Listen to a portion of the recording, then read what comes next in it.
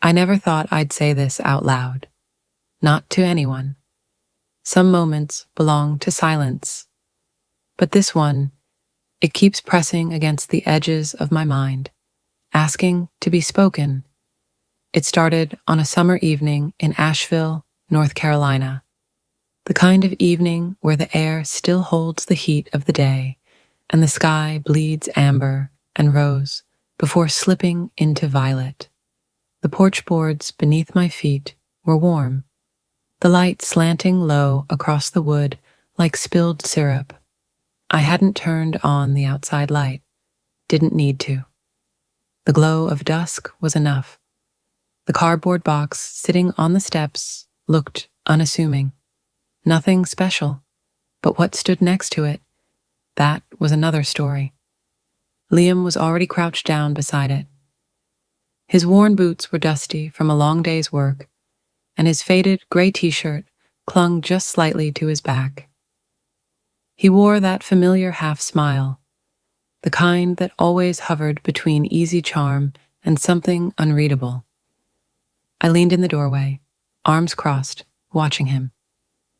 "Since you're already down there," I said, tone light but not joking, "mind bringing it in for me?" He looked up at me, one brow raised. Not annoyed, just waiting, curious. I didn't explain. I just stepped back and opened the door wider. He stood, picked up the box, and carried it inside. As he passed, his shoulder brushed against mine. Casual, but not careless. That was Liam, always somewhere between deliberate and effortless. The house suddenly didn't feel so quiet. He hovered by the entry, still holding the box, unsure of where to set it. I gave a small nod toward the living room. "Over there's fine." He moved ahead, and I followed, the last light of the day filtering through the windows, spilling gold across the hardwood floors. He placed the box near the coffee table, gentle, like it held something breakable. "Water?" I asked from the kitchen. "Sure," he said, voice steady, unhurried. I could feel him watching me as I moved. The hem of my linen dress danced just above my knees as I leaned forward to open the fridge. When I turned, he was at the counter. I handed him the glass, our fingers brushing for just a moment. He drank, set the glass down, then looked around. "Nice place," he murmured. "Thanks," I said, leaning back against the counter. "You in a rush today?" He shook his head. "Not unless I need to be." I reached for another glass, my arm brushing his. He didn't move. His hand rested casually beside mine. Close, but not touching. "You always hang around this long?" I asked, watching him from the corner of my eye. "Only when I'm welcome." I didn't pull away. I leaned in, just slightly. "You haven't overstayed yet." He shifted a little. His pinky brushed mine, barely a whisper of contact, but I felt it like a spark. I looked at him.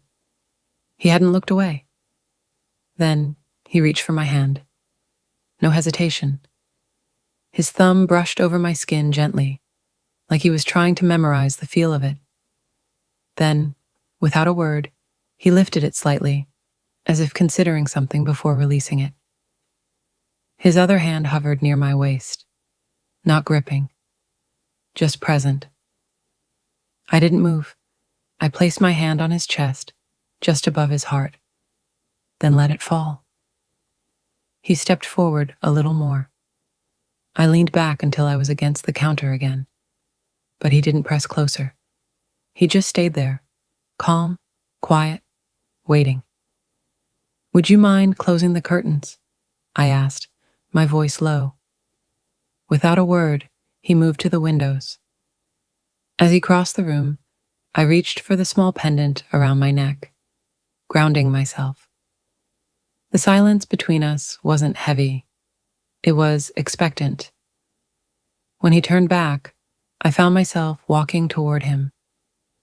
My hand slipped from the necklace and lifted almost on instinct, settling lightly near his collarbone. And then Our lips met. There was no urgency, no confusion, just a quiet kiss that said everything we didn't. His hand came to rest on my shoulder. My fingers found the curve of his jaw. It wasn't about passion. It was about presence. When our foreheads met, there was a stillness between us. Soft, sure. Then he glanced toward the counter, back to me. I nodded.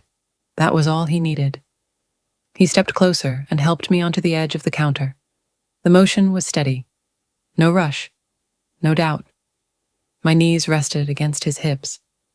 I lifted a hand to his face again, drawing his gaze back to mine. Our second kiss was deeper, slower. This time we knew exactly what we were saying without speaking. His hand remained at my waist, firm but gentle, like a promise. When he finally pulled back, he searched my eyes. I nodded again. He helped me down, his touch never faltering. We didn't speak. We didn't need to. We moved together into the living room, our steps quiet against the floor. We sat side by side on the couch. Close but not crowded. The air between us still warm with the moment. My hand rested lightly on his shoulder. He leaned into it, just enough. A soft breath escaped me, surprised, like I was only just realizing how much I felt.